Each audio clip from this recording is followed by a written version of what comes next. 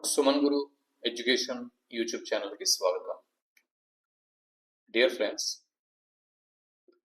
ఆంధ్రప్రదేశ్ రాష్ట్రంలో AP TET మరియు DSC కోసం ప్రిపేర్ అవుతున్నటువంటి మిత్రులకు తెలుగు కంటెంట్ని అందించాలి అనే ఉద్దేశంతో 8వ తరగతి తెలుగు వాచకం తెలుగు బాట 8 నుంచి మొదటి 2 పాఠాలు వాటికి సంబంధించినటువంటి కంటెంట్ని ఇప్పుడు మనం చూద్దాం. ఇక విషయంలోకి వెళ్ళినట్లయితే సబ్జెక్టులకి మనం ప్రవేశించినట్లయితే తెలుగు బాట 8వ తరగతి తెలుగు వాచకంలో మొదటి పాఠం పేరు ఆంధ్ర వైభవం. ఆంధ్ర వైభవం పాఠం కవి పేరు ఏమిటి? ఈ బిట్టు జతపరచండి అని మ్యాచ్ ద ఫాలోయింగ్ రూపంలో అడగొచ్చు, లేకపోతే డైరెక్ట్ గా ఆంధ్ర వైభవం పాఠం కవి పేరు ఏమిటని చెప్పి బిట్ అడగొచ్చు. ఎలా అడిగిన జవాబు గుర్తించాలంటే కొండేపూడి లక్ష్మీనారాయణ అనే జవాబు మనకు గుర్తుండాలి. ఏపీ టెట్కు కొండేపూడి లక్ష్మీనారాయణ గారి కాలం మీద బిట్ అనేది రాదు. కొండేపూడి లక్ష్మీనారాయణ గారి జన్మస్థలం ఏది, ఆయన ఏ జిల్లాకు చెందినవారు అని బిట్ అనేది రావచ్చు. పశ్చిమ గోదావరి జిల్లాలోని బొండాడ గ్రామం అనే జవాబు గుర్తించాల్సి ఉంటుంది.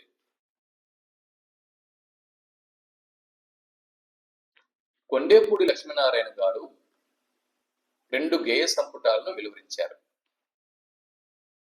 ఒకటి స్మృతులు గేయాలు, రెండవ గేయ సంపుటి పాడరా ఓ తెలుగువాడ. ఈ గేయము పాడరా ఓ తెలుగువాడ అనేటటువంటి ఈ గేయము ఇప్పుడు ఆంధ్ర వైభవం పాఠం రూపంలో మనకి ఇవ్వడం జరిగింది.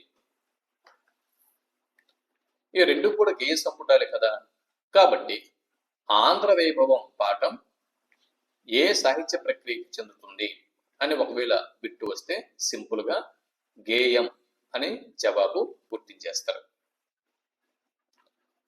మరి ఆంధ్ర వైభవం పాఠం యొక్క ఇతివృత్తం ఏంటి? పేరులోనే ఉంది. ఆంధ్రదేశం యొక్క వైభవం అంటే ఆంధ్ర రాష్ట్రపు కీర్తిని చాటి చెప్పడం ఇందులోనే ప్రధాన ఇతివృత్తం. మరి ఆంధ్ర వైభవం పాఠం యొక్క ఉద్దేశం ఏమిటి అని బిట్టు రావచ్చు. తెలుగు వారి యొక్క సంస్కృతి సంప్రదాయాలను, మన పాలకుల కీర్తిని, కవుల గొప్పతనాన్ని, ఈ 3 అంశాలని విశదీకరిస్తూ విద్యార్థులకి తెలపడం ఈ గేయం యొక్క ఉద్దేశం.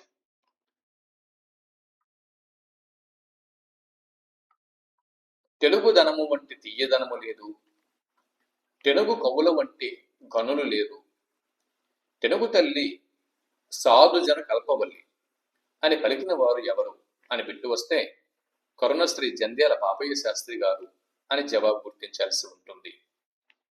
ఇవన్నీ గుర్తుపెట్టుకోవడం కష్టం. అంటే తెలుగు తల్లి సాధుజన కల్పవల్లి అని పలికిన వారు ఎవరు అని బిట్టు వస్తే కరుణశ్రీ అని జవాబు గుర్తించాల్సి ఉంటుంది. మరి ఒకసారి ఆంధ్ర వైభవం గేయం గురించి ఒకసారి మనం చూసి మనం ఈ బిట్లలోకి వద్దాం. స్పీడ్గా గేయంని ముందు చూద్దాం. చూడండి, తొందరగా తేల్చేస్తున్నాం. పాడరా ఓ తెలుగువాడ, పాడరా ఓ కలిమిరేడ, పాడరా మన తెలుగు తేజపు భవ్య చరితల దివ్య గీతము, యుగ యుగముల నుండి బంగారు గంగని చెడు గౌతమి నది, కోహినూరును కురులు సందున ముడిచి కొలికిన కృష్ణవేణి, ఒయలుగా రతనాల సీమన ఊలలాడిన తుంగభద్ర, సొగసు గూర్చెను తెలుగు తల్లికి సుఖము గూర్పును తెలుగు వారికి. ఇది మొదటి చరణం. ఈ మొదటి చరణంలో అది చూడండి, ఈ చరణం ఇచ్చి, ఈ చరణం యొక్క పంక్తులు ఇచ్చి వీటి వరుస క్రమం ఏది సరైనది గుర్తించండి అని ఏపీ టెట్లో అడిగితే మొదటి పంక్తిలో గౌతమి నది అన్న పదం ఉండాలి. రెండవ పంక్తిలో కృష్ణవేణి పదం అనేది రావాలి. మూడవ పంక్తిలో తుంగభద్ర అనేది రావాలి. నాలుగవ పంక్తిలో సొగసు లేదా తెలుగు తల్లి అన్న పదాలు కనిపించాలి. ఓకే, ఈ విధంగా పదం బట్టి ఏ పంక్తి తర్వాత ఏ పంక్తి అనేది గుర్తుపెట్టుకోండి. తర్వాత రెండవ చరణం చూడండి.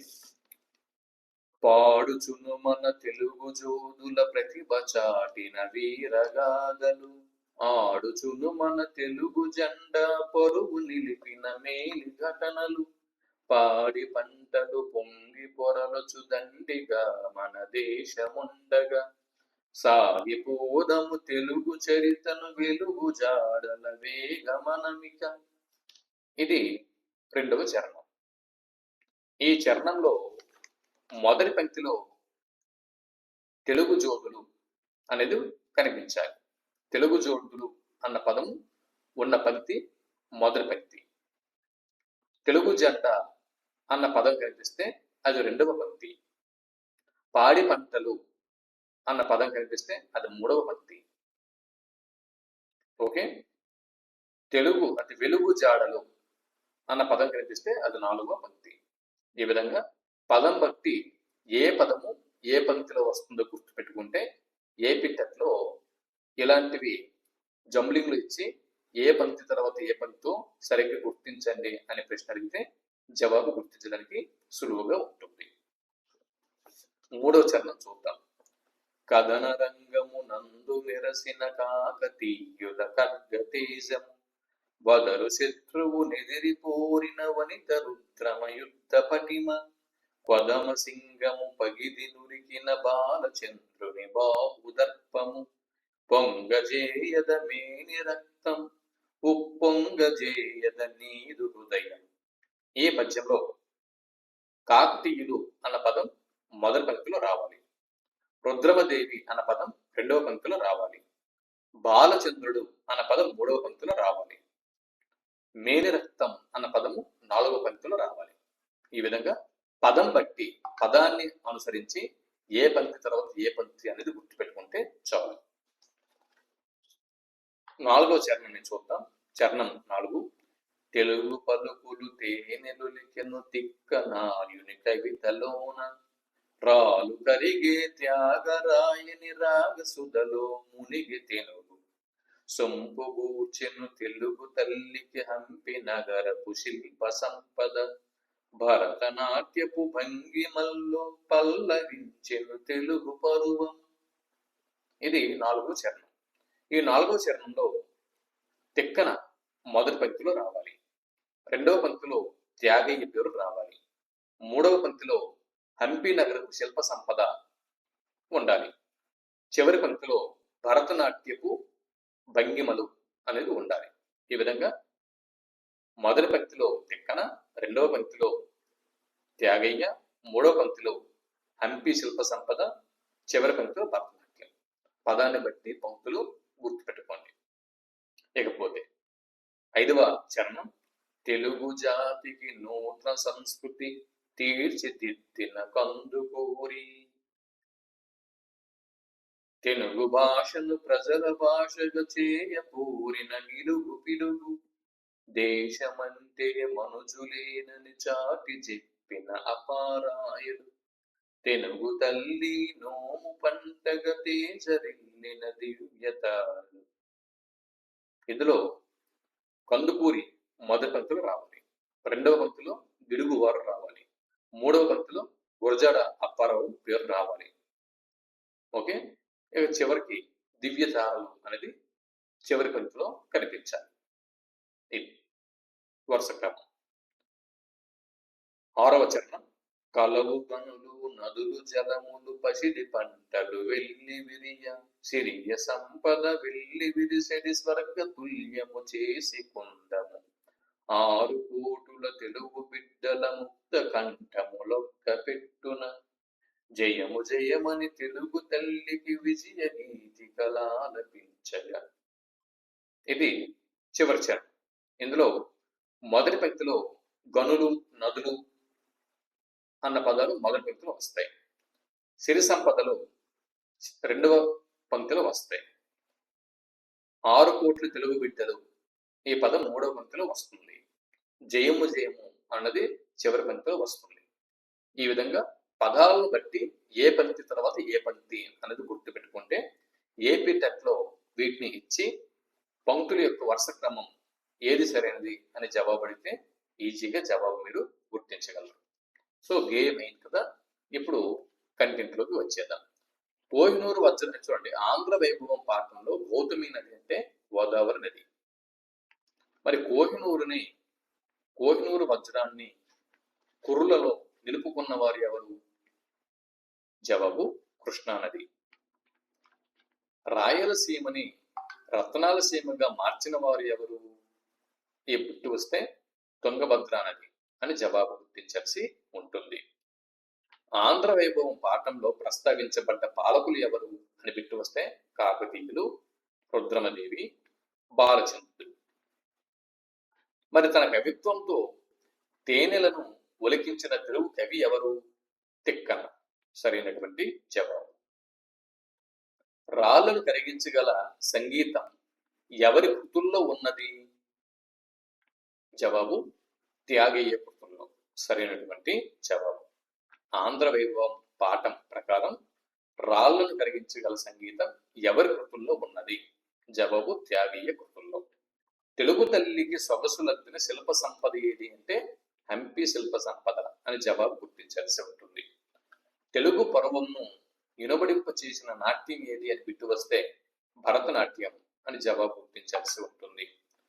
ఆంధ్ర వైభవం పాఠంలో ప్రస్తావింపబడ్డ సంస్కర్తలు ఎవరు అని బిట్టు వస్తే కందుకూరి, గిడుగు, గురజాడ అని జవాబు గుర్తించాల్సి వస్తుంది. తర్వాత బిట్టు, నాదోపాసన ద్వారా భగవంతుణ్ణి తెలుసుకోవచ్చు అని నిరూపించిన వాగ్గేయకారుడు ఎవరు?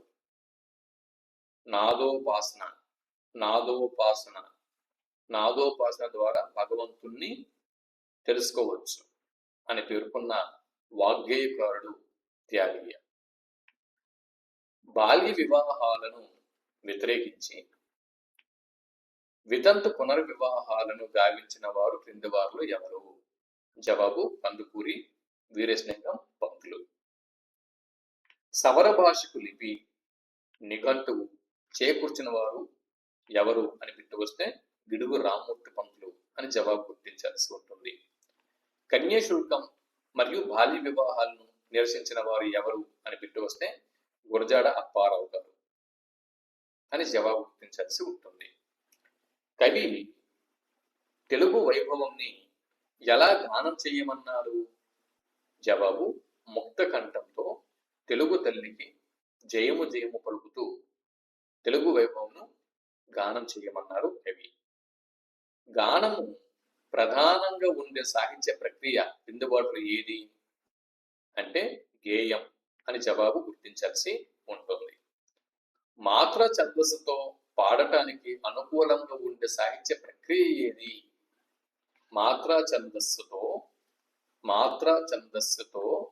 పాడుకోవటానికి అనుకూలంగా ఉండే సాహిత్య ప్రక్రియ ఏది అని బిట్టు వస్తే గేయం అని జవాబు గుర్తించాల్సి ఉంటుంది. గేయ ప్రక్రియలో ఏ సౌందర్యం ఉట్టిపడుతుంది అని బిట్టు వస్తే శబ్ద సౌందర్యం అని జవాబు గుర్తించాల్సి ఉంటుంది. గేయ ప్రక్రియలో శబ్ద సౌందర్యము అనేది ఉట్టిపడుతుంది. మాత్ర ఛందస్సుతో పాడటానికి అనుకూలంగా ఉండే సాహిత్య ప్రక్రియ గేయం. గానం ప్రధానంగా ఉండే సాహిత్య ప్రక్రియ గేయం. ఓకే.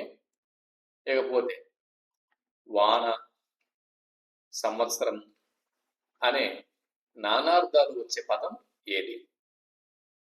వాన, సంవత్సరము అనేటటువంటి నానార్థాలు వచ్చే పదము వర్షం.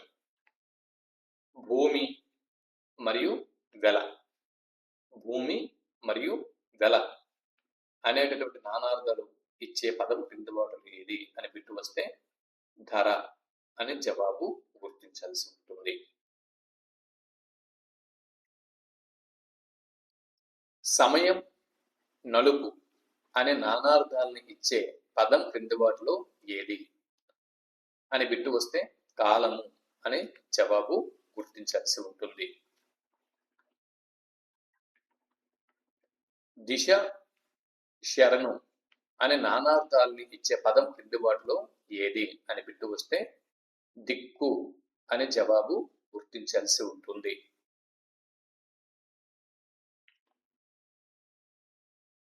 కృషి, ప్రయత్నం అనే నానార్థాలు ఇచ్చే పదం క్రింది వాటిలో ఏది అని బిట్టు వస్తే వ్యవసాయం అని జవాబు గుర్తించాల్సి ఉంటుంది. దేశము, ప్రదేశము, రాజ్యం అనే నానార్థాలను ఇచ్చే పదం క్రింది వాటిలో ఏది అని బిట్టు వస్తే సీమ అని జవాబు గుర్తించాల్సి ఉంటుంది. లేదా మీకు ఒకవైపు పదములు మరోవైపు వాటి నానార్థాలు ఇచ్చి జతపరచండి అని కూడా బిట్ అనేది రావచ్చు. క్షీరము అంటే పాలు, ధర్మము, న్యాయం అనే నానార్థాలను ఇచ్చే పదం క్రింది వాటిలో ఏది అని బిట్టు వస్తే పాడి అని జవాబు గుర్తించాల్సి ఉంటుంది. విధం, ఆచూకీ, దారి అనే నానార్థాలను ఇచ్చే పదం క్రింది వాటిలో ఏది అని బిట్టు వస్తే జాడ అని జవాబు గుర్తించాల్సి ఉంటుంది. నర్తించడం, చలించడం, చాలించడం కాదండి, చలించడం. నర్తించు, చలించు మరియు ఆడవాళ్ళు అనే నానార్థాలని ఇచ్చే పదం క్రింది వాటిలో ఏది అని బిట్టు వస్తే ఆడు అన్న పదం అని జవాబు గుర్తించాల్సి ఉంటుంది. కథనము అన్న పదానికి పర్యాయ పదములు ఏవి అని బిట్టు వస్తే యుద్ధము మరియు పోరాటం అని జవాబు గుర్తించాల్సి ఉంటుంది. భూమి అన్న పదానికి పర్యాయ పదాలు ఏవి అని బిట్టు వస్తే ధరణి మరియు అవని అని జవాబు గుర్తించాల్సి ఉంటుంది. అంటే ఒకవైపు పదములు ఇంకొక వైపు పర్యాయ పదములు ఇచ్చి జతపరచండి అని చెప్పి ప్రశ్న అడగొచ్చు. మోదం అన్న పదానికి పర్యాయ పదాలు సంతోషము మరియు ముదము. క్షామము అన్న పదానికి అర్థము కరువు. బంగారము అనేది వికృతి పదం, దీనికి ప్రకృతి పదం ఏది అని బిట్టు వస్తే బృంగారం. అంటే మనము బంగారము అనే పదాన్ని మాత్రమే ఉపయోగిస్తున్నాం నిత్య జీవితంలో. బంగారము అనేది వికృతి పదం, దీనికి ప్రకృతి పదం బృంగారం. కవిత, కవిత అన్న పదానికి వికృతి పదం కైత. సింహం ఇది ప్రకృతి పదం, దీనికి వికృతి పదం సింగము. సింహము మరియు సింగము. సింగము అనేది వికృతి పదం. పుస్తకము అనేది ప్రకృతి పదం. పుస్తకము అనేది ప్రకృతి పదం కాగా పొత్తము అనేది వికృతి పదం. హృదయము అనేది ప్రకృతి పదం, దీనికి వికృతి పదం యద. ఆహారము అనేది ప్రకృతి పదం, దీనికి వికృతి పదము ఓగిరం. ప్రాంతము అనేది ప్రకృతి పదం, దీనికి వికృతి పదము పొంత. ప్రాంతము అన్న పదానికి వికృతి పదం పొంత. ఆశ్చర్యము అనేది ప్రకృతి పదం, దీనికి వికృతి పదము అచ్చెరువు. ఇవి చూసుకోండి, ప్రకృతి పదాలు మరియు వికృతి పదాలు. దివ్య గీతం, దివ్య గీతం అన్న పదానికి అర్థము గొప్పతనం గురించి చెప్పే పాట. గొప్పతనాన్ని తెలిపే పాటని దివ్య గీతం అంటాము.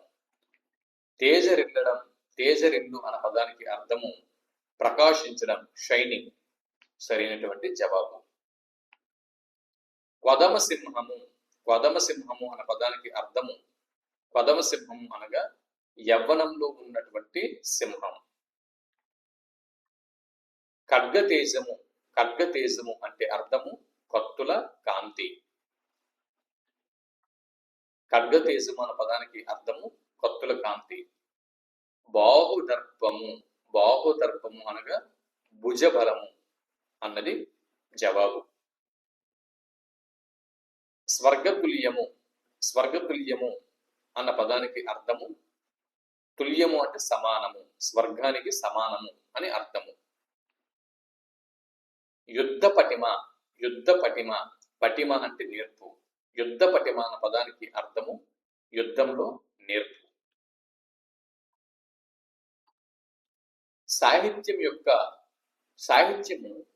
సాహిత్యము అనేది జాతి యొక్క సంస్కృతిని ప్రతిబింబింప చేయాలి అని పేర్కొన్నవారు ఎవరు? జవాబు విశ్వనాథ సత్యనారాయణ గారు. జనని సంస్కృతంబు సకల భాషలకు దేశ భాషలందు తెలుగు లెస్స, జగతి తల్లి కంటే సౌభాగ్య సంపద, మెచ్చుటాడు బిడ్డ మేలుగాదే అని పలికిన వారు ఎవరు? జవాబు శ్రీనాథుడు. 19వ శతాబ్దంలో కళావిహీనమైన తెలుగు భాషను, సాహిత్యాన్ని పునరుద్ధరింప చేసిన వారు ఎవరు అని బిట్టు వస్తే సిపి బ్రౌన్ అని జవాబు గుర్తించాల్సి ఉంటుంది. ఆంధ్ర భాషోద్ధారకుడు అని పిలువబడ్డ పాశ్చాత్యుడు ఎవరు? జవాబు సిపి బ్రౌన్. ఆంధ్ర భాషోద్ధారకుడు అని పిలువబడ్డ పాశ్చాత్యుడు అని బిట్టు వస్తే సిపి బ్రౌన్ అని జవాబు గుర్తించాలి. సిపి బ్రౌన్ గారు ఎవరి దగ్గర తెలుగు భాషను నేర్చుకున్నాడు? జవాబు వెలగపూడి కోదండ రామపంతుల వద్ద.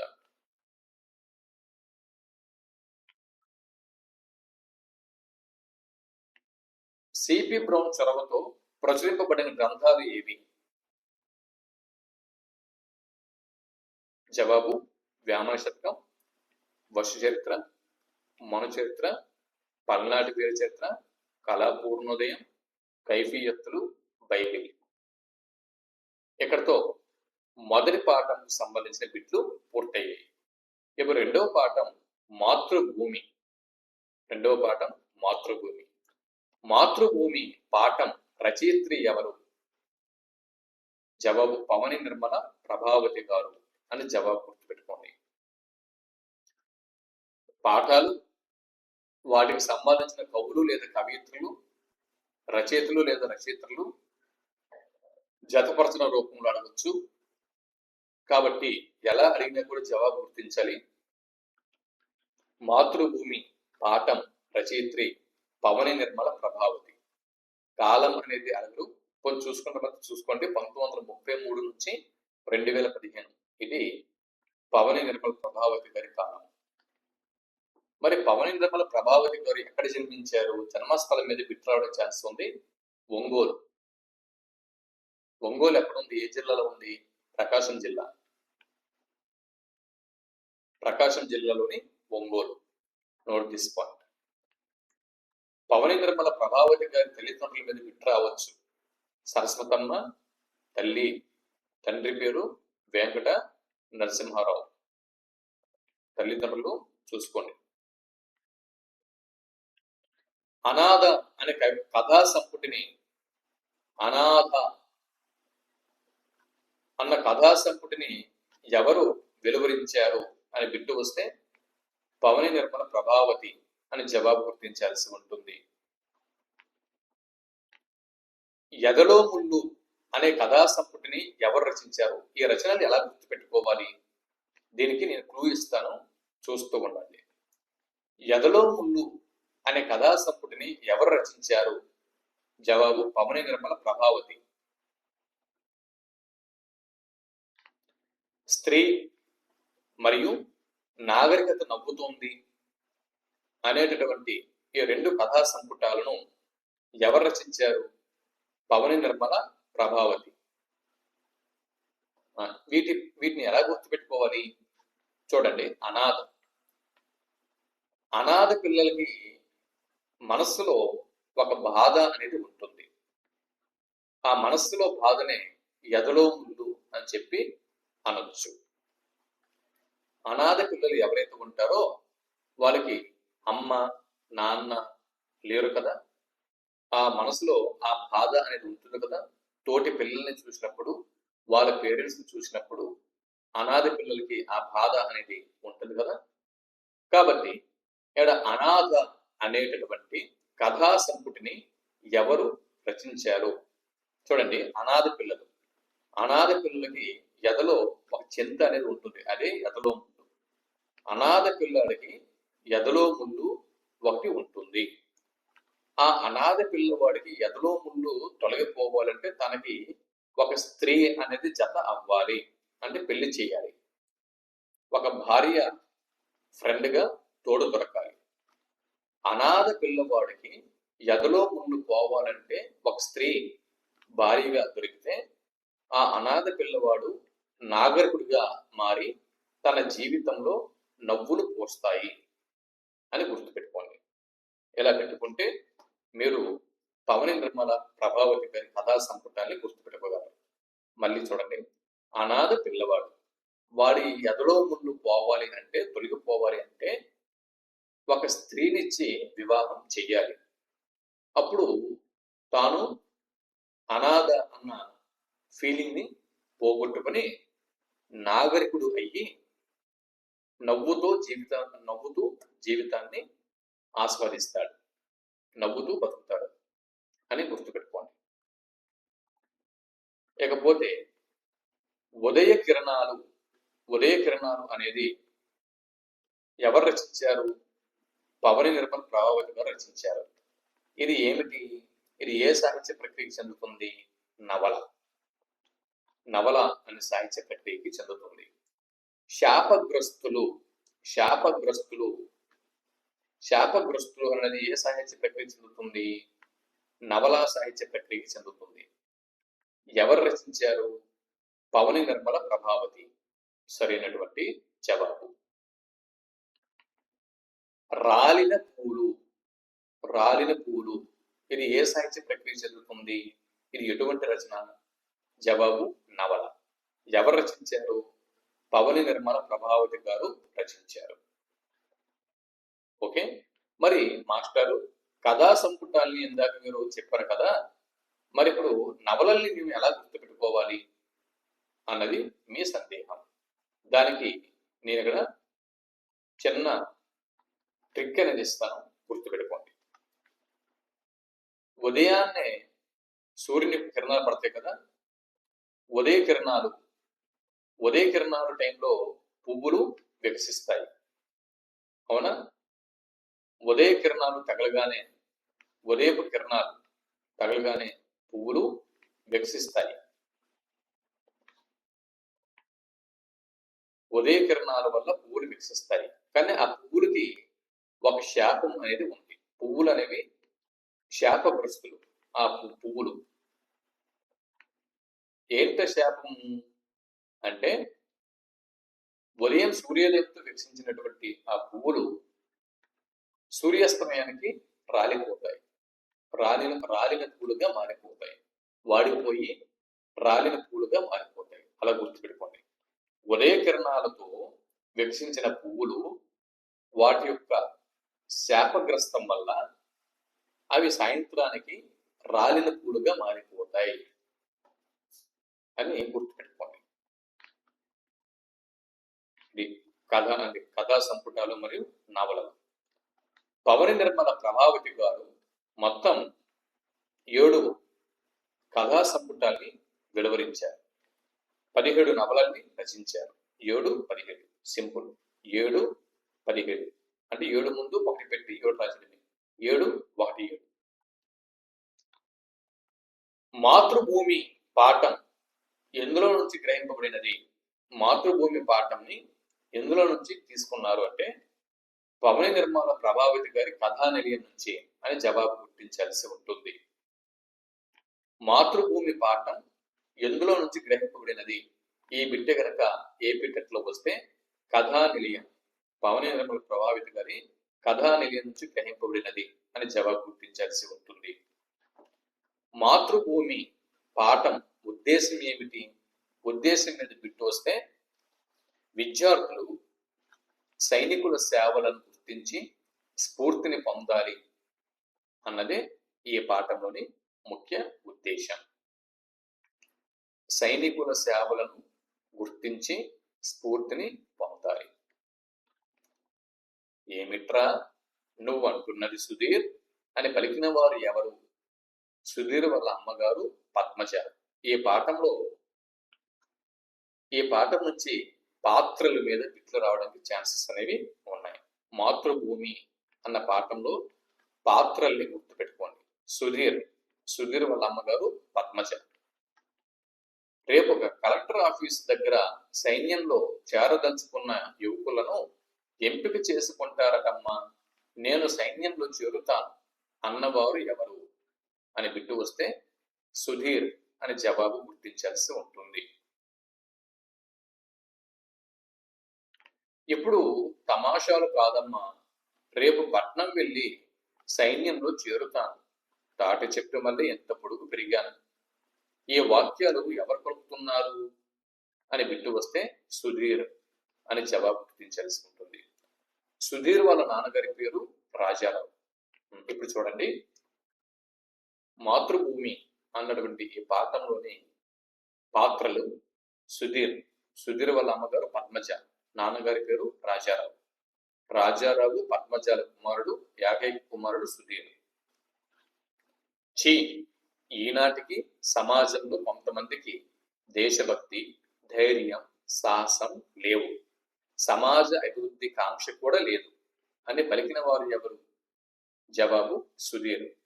ఆంధ్రవైభవం పాఠంలో ఏ వాక్యాలు పలికిన వారు ఎవరు అని బిట్టు వస్తే సుధీర్ అని జవాబు గుర్తించాలి. ఇక్కడ చూడండి, చంద్రమ్మ, రోషయ్య వీరికి 5 సంతానం.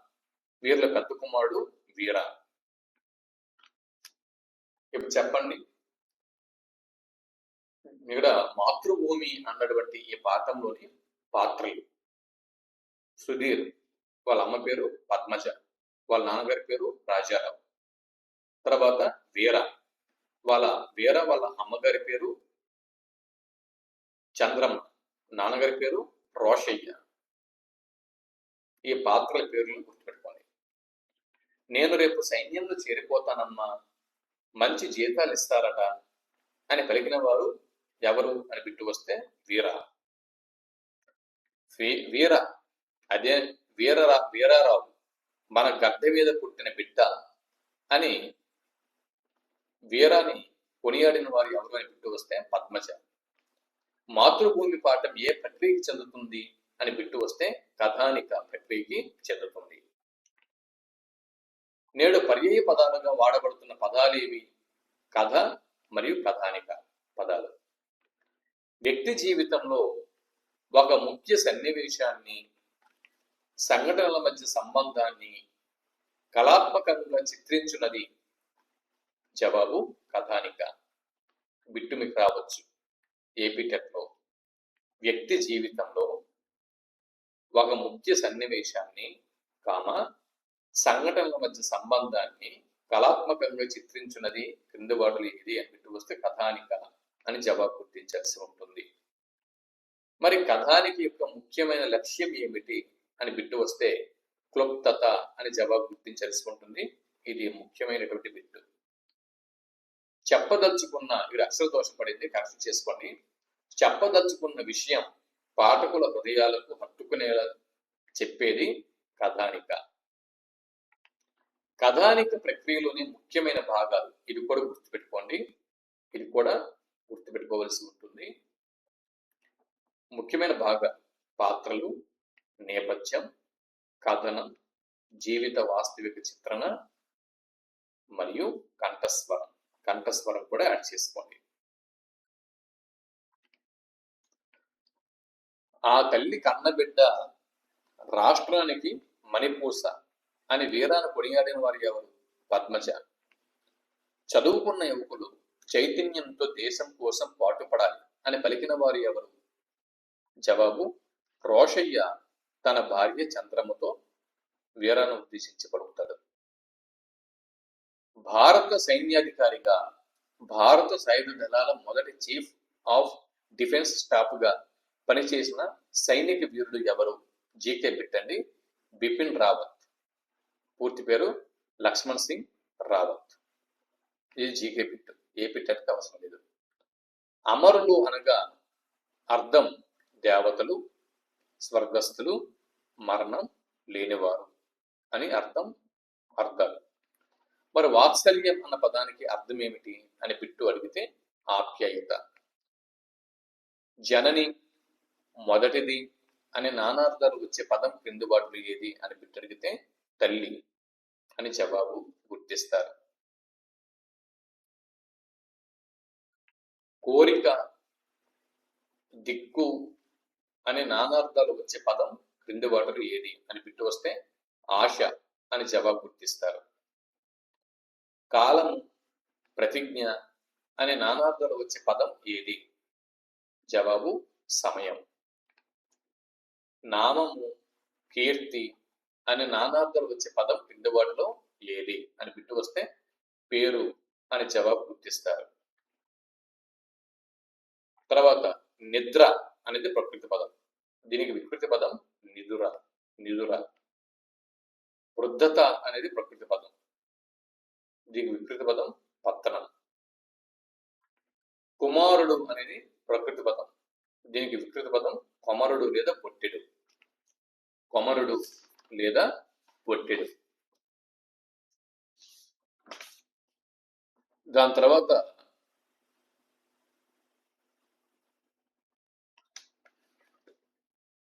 జాతీయ సైనిక దినోత్సవాన్ని ప్రతి ఏటా ఏ రోజు జరుపుకుంటున్నాము?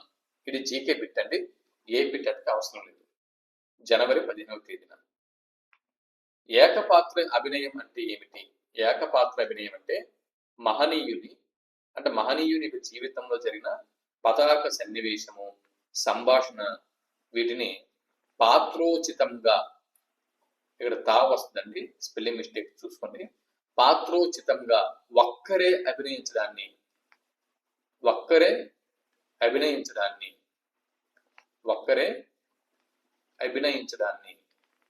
ఏకపాత్రాభినయం అని చెప్పి పేర్కొంటారు.